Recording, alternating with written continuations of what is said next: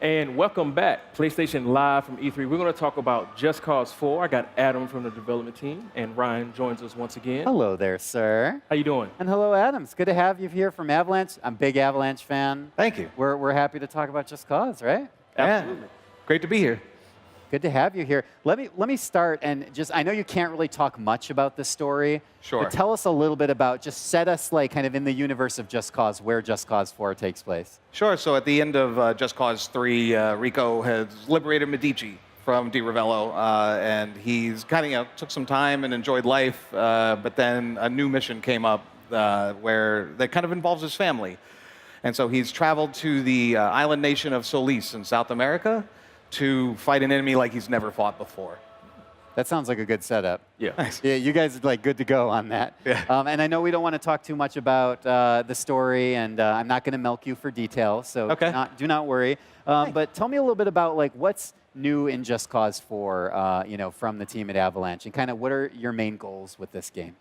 I mean, our main goal is that we want to be the premier sandbox kind of action game out there where the players can go in and do what they want to do. If you want to go and just tether a bunch of cows together, the game will support that. If you want to go jam through the mission and be a superhero, the game will support that. And so we've focused on things like customization with the grapple hook, and as well other things that are like massive physics playground toys, like the tornado that you might have seen in the trailer. And Yeah, we can other. actually, maybe we'll play the trailer on the big screen here for folks in just a minute here. But yeah, Sure. continue. Yeah. Sorry to interrupt. No, not at all. But yeah, in general, what we focus on is giving players the ability to do the things that they want to do. And I think one of the highest compliments we got paid in the past was that if you think you can do it, you probably can. And when you do it, it looks good.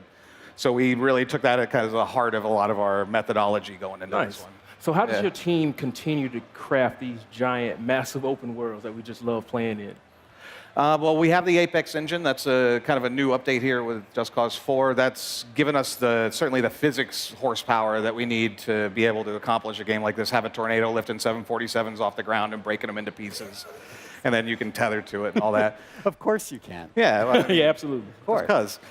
But of course. if you haven't heard that one, Yeah. yeah. But no, I forgot where I was going because I made a joke. No, but the joke was worth it. I know. It was worth it to interrupt your thought. But yeah, ultimately, we took the engine, we massively upgraded it. We allow for physics interactions like we've never had before, and with that, we're allowed to do things that we've not been able to accomplish in the past. I remember that's kind of a feeling that I think a lot of Just Cause fans had, especially in the second one, that first moment that you really get to see, oh, this whole space is playable. And Yeah. your transition between ground combat, aerial combat, driving, walking, diving, parachuting, all of it, the team at Avalanche just blended that all together perfectly. And that seems like that you guys are driving that and enhancing that for this one, right? Oh, absolutely. One of the mottos at the studio is if you can see it, you can go there, and if you can go there, you can poke it, and if you poke it, it's going to react. I like it. So, Did you engrave that in wood somewhere? that is actually a motto for us. I love it. And- I love it. Sign me up for that. And so it was important that while you're doing that, if the experience that you want is to drive around, we want to make that experience excellent. We want the car handling and the helicopters to behave the way you want them to, and we want to load them up with weapons so you can blow things up, because blowing things up is sort of at the heart of what we do. Yeah, it's on Rico's business card. Blow Blowing things up. Yeah. So what were some of the lessons that you learned from Just Cause 3 that you're bringing over to Just Cause 4? Sure.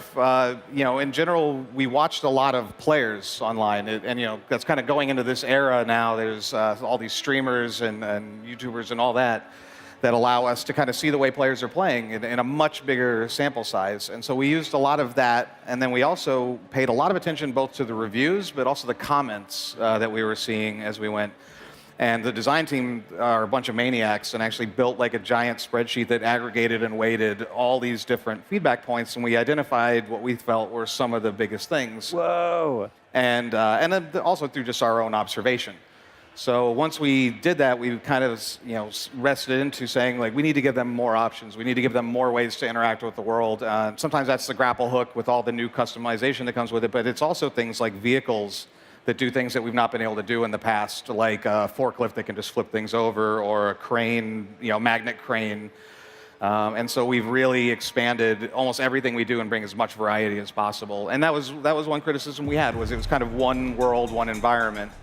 Now you have 4 distinct biomes that all have very unique gameplay to themselves. That's awesome. Creativity runs through in your development team.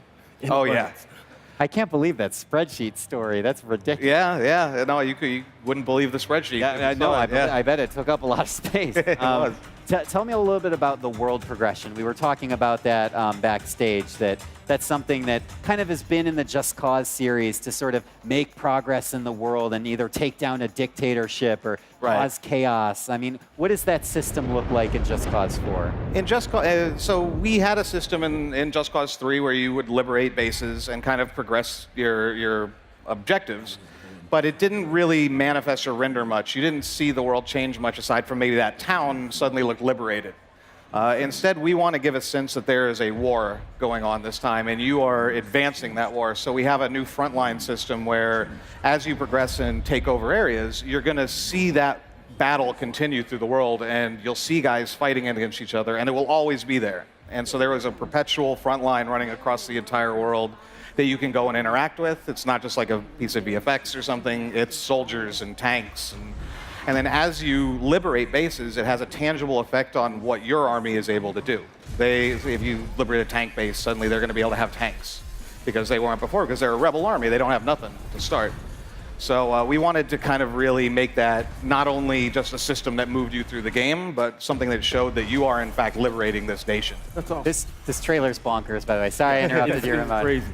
Can I just ask real quick, when you guys are putting all this stuff together, did you find that there were any technical or creative hurdles that your team faced, and how did you overcome those? Does anything stand out during the development period? Sure. I mean, as you can see, the physics interactions in our game are absolutely over the top, and we kind of recognized we needed to add more muscle and more horsepower to what we were doing. So that's kind of where the Apex engine came in. And that's what allows us to do this right here with a giant tornado. And that's not a piece of VFX. That's not just like a special effect that looks cool and gives atmosphere and mood to the game. That is actually picking up 747s and tearing them apart. It's actually picking up vehicles. Enemies react to it. We even had a guy kind of claw across the ground as he was getting sucked up into it. It's insane. That's terrible. I want it to be believable. Yeah, but very believable. No one is relaxed getting sucked into it. Yeah, well, and also it's all a game. Yeah. Right? It's all in fun. Right. No So if real there was- tornadoes were used in the Nope. creation of Just Cause. So if you could only pick one of the new features that you're most excited about players getting their hands on, which one would it be? For me, it's the grapple hook, because I think that's where we give a lot of expression and creativity to the player. It's not just a matter of, can I shoot all these guys and empty this base out? We almost in a way kind of look at it like a skateboarding game, where it's not, can I grind down this rail? It's how dope can I go down this rail? And so we try to give you as many ways to, like, I can take this base in any of 50 different ways, but what if I put a bunch of airlifters onto a thing loaded with explosives and drop it into the center of the enemies and then suddenly kind of take it from there? All of that is possible. It's really up to your imagination and what the combinations on the hook are in the thousands. Someone told me the number once and I can't even remember it. I need you to remember it right now. I know. No, but before we Sure. start wrapping up, I have to ask one more thing, and that is, of all the insane stunts that appear on YouTube for this game and Right. on other various streaming services, do you have any that stand out or that made the team all laugh or brought everyone like, oh my gosh, a player actually did this in our game? I mean, we watch a lot of them around the office. They get sent around on nearly a daily basis. Yes, that's what I want to hear. And you see some crazy stuff, like what people were doing with the boosters on vehicles, the jumps that they were doing, like threading the needle through 2 buildings and then landing perfectly on like a terrace somewhere. You'd see stuff like that, and that's incredible. But I think the one that got the most resonance from us was someone actually took shipping containers with the Magna helicopter and made Jenga. And so they made a giant shipping container Jenga, and then they started playing and pulling pieces out and seeing how long they could do that. And that was, to me, like, if we can allow that, we can allow so much more. This is the power of the Just Cause community, Adam. That is amazing. It is Ramon, amazing. what do you think, man? Oh, they looked awesome. Thank you so much. That was a deeper look at Just Cause 4, and we'll be back live at PlayStation from E3. プレイステーション